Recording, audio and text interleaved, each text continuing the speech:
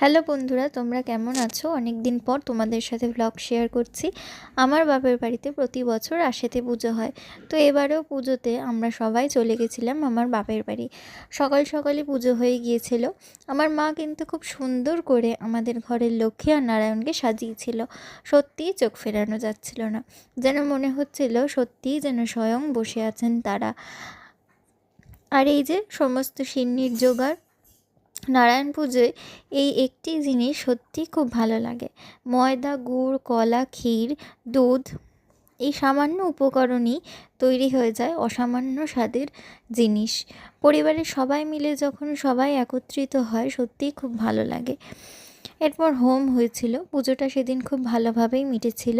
যে ঠাকুরমশাই পুজোটি করেছিল সত্যিই তার পুজো খুব অসাধারণ লেগেছিল। তোমাদের ব্লগটা কেমন লাগলো জানিও। ভালো লাগলে লাইক করে দিও আর চ্যানেলটা সাবস্ক্রাইব করতে ভুলো না।